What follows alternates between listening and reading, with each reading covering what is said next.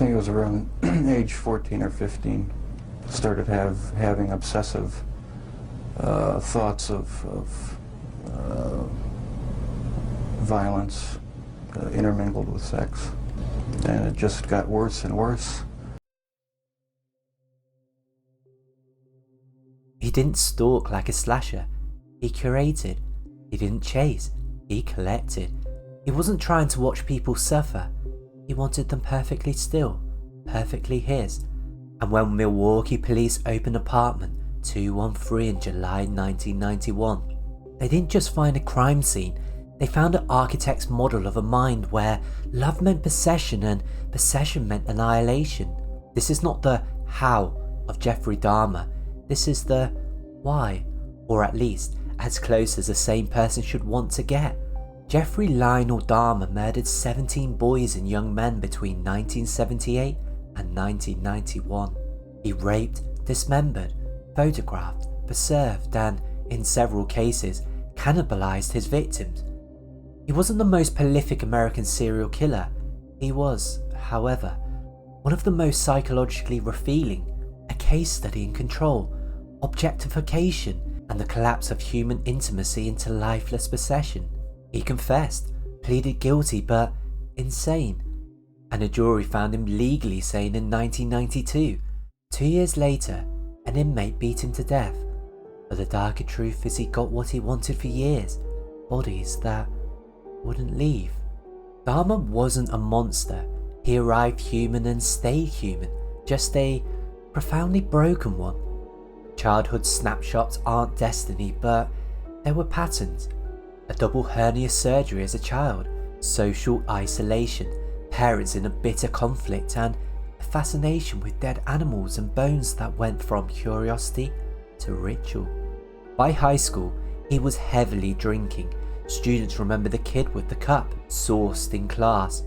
Alcohol became his first anesthetic, quieting the anxiety and amplifying private fantasies he later said began around 14 or 15.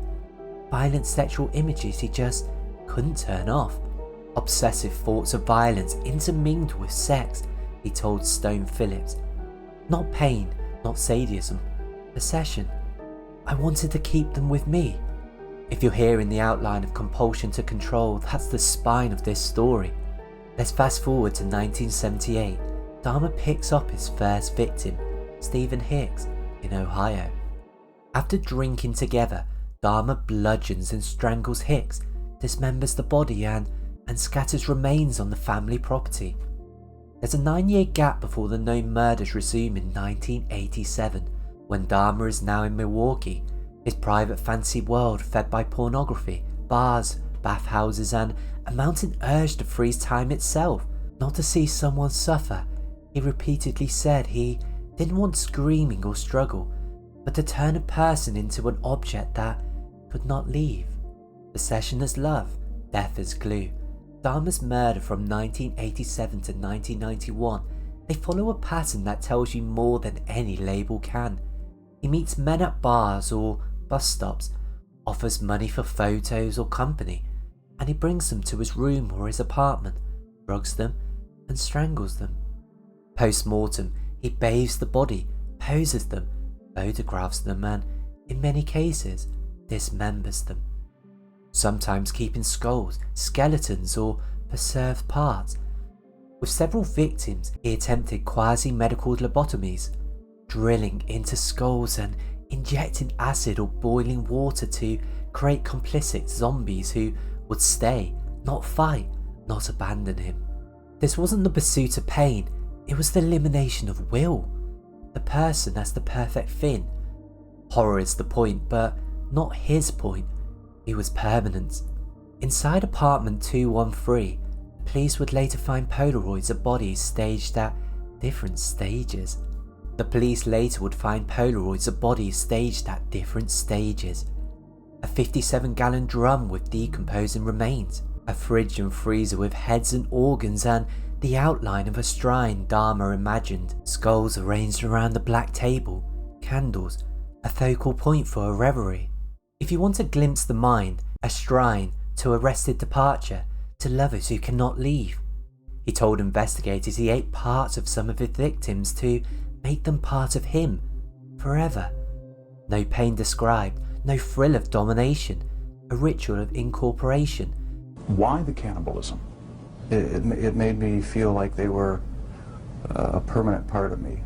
Besides the just mere curiosity of what it would be like, it made them feel that they were a part of me, and it gave me a sexual satisfaction to do that. Literizing the fantasy of never letting go by making the other indistinguishable from the self. Dahmer's undoing came July 2020, 1991, when Tracy Edwards fled the apartment in handcuffs and flagged down police. Officers followed him back, stepped inside and saw the Polaroids. The calm veneer fell away. After the arrest, Dahmer confessed in detail, mapping 17 killings going all the way back to 1978. Milwaukee and the world confronted a crime scene that looked less like a series of murders than a private museum to a pathological kind of love. We can't look at his mind without seeing the system that let it keep operating. Canoric, symphophone, bleeding, disorientated, escaped Dahmer's apartment. Neighbours called 911. Dahmer convinced responding officers the boy was his adult boyfriend. They returned the child to Dahmer. He was murdered soon after. 2 officers were later fired, then reinstated on appeal. For many, the case became a parable about race, sexuality and police indifference intersected with a predator's camouflage. That context matters, even in psychology deep dive, because monsters move through systems and exploit their blind spots. Sane, sick, and the horrible middle Dahmer pleaded guilty to 15 murders in Wisconsin, but not guilty by reason of insanity.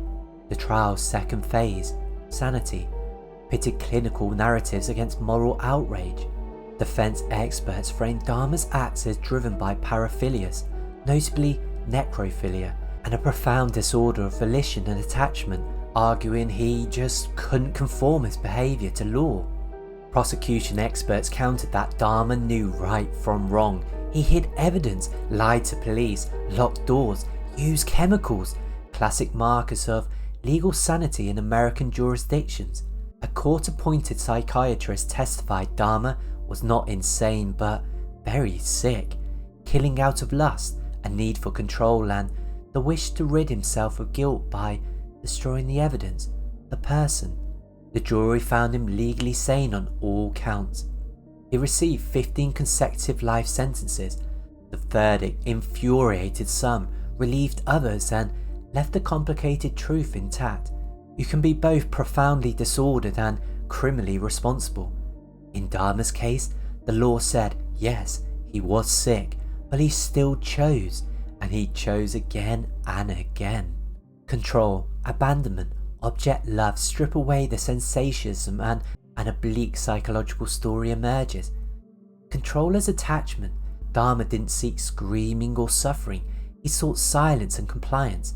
He drugged, strangled, posed, preserved, methods of reducing a person to an object that cannot abandon him. His zombie experiments weren't torture in the sadistic sense, they were the deranged modification of a fantasy, a partner who stays. This maps closely to extreme abandonment terror fused to sexual desire, attachment flipped inside out, objectification to annihilation. Treating people as things isn't just cold, it's preparatorial. If the ideal lover is a compliant body, the logic slides towards eliminating anything that asserts independent will. Consciousness itself. Necrophilia here reads as the terminal point of control. No conflict, no needs, no leaving. His cannibalism, by his own account, was incorporation, not cuisine. So there be a part of me, he stated in an interview. It's the ultimate perversion of intimacy, union achieved by destroying the other. A fancy rehearsal.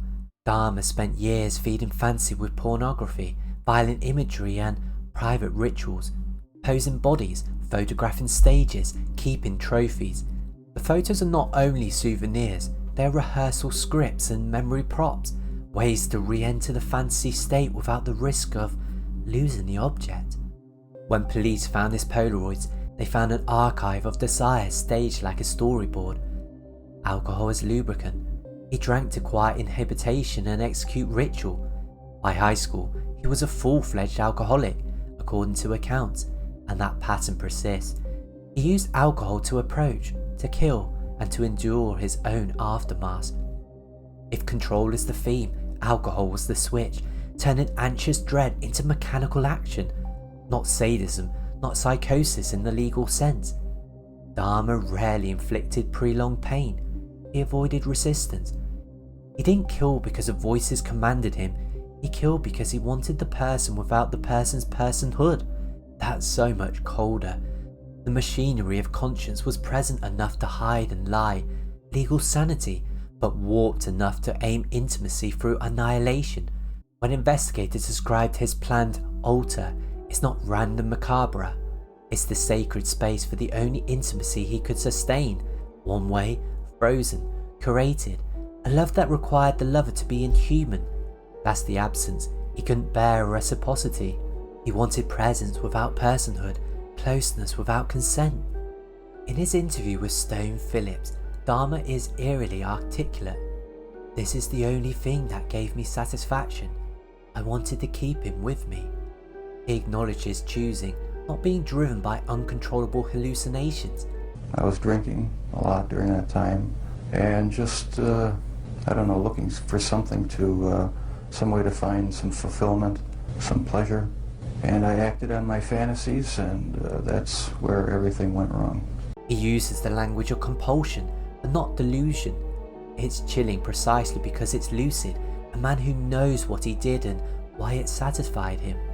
The victims, not just the villain in true crime, often makes the killer the protagonist, which is perverse because here we have to flip the lens. His victims were sons, brothers, friends with names and histories that deserve oxygen. The Milwaukee Journal-Sentinel has profiled all 17 victims, and to say that Dahmer hunted on margins made more vulnerable by racism, homophobia, poverty and police blind spots. The psychology of one offender sits in a world that helps or hinders his access to victims. In Milwaukee, it often helped. The end of Jeffrey Dahmer on November 28, 1994, inside Columbia Correctional Institution. Inmate Christopher Scarver bludgeoned Dahmer to death. Quick, brutal, almost banal in the prison logic. Dahmer had once annihilated others to keep them. Now, it became what he made, an object in someone else's violent script. If you're looking for a cosmic justice here, you won't find it, only a closed loop of broken men. What his mind actually teaches is that Dahmer's mind doesn't reveal a supernatural evil, it reveals a terrifyingly human failure of attachment, desire without empathy, intimacy without reciprocity, possession as love. He built a theology where devotion meant dismantling, where together forever meant you go in my freezer. It's obscene and instructive, because the slope from objectifying someone to erasing them isn't just a serial killer problem, it's a human one. Most of us stop at cruelty or at ghosting. He took it to the literal end. The psychiatrist was right, very sick but not legally insane. The law punished a man who could choose but chose annihilation. Psychology helps us see how this choice made internal sense to him. Control as the only safety, stillness as the only closeness. If you want the shortest version of Dahmer's mind, it's this. He wanted people so completely that he made sure they weren't people anymore. There's nothing to romanticize in that, only harm to count, systems to fix, and a lesson to file where it belongs, under the kind of darkness that starts with seeing someone as a thing. If you enjoyed this dive into Jeffrey Dahmer's mind, let me know in the comments, and if you want more of the psychology behind some of the serial killers, let me know in the comments below. Subscribe and thanks for watching. I'll see you in the next one.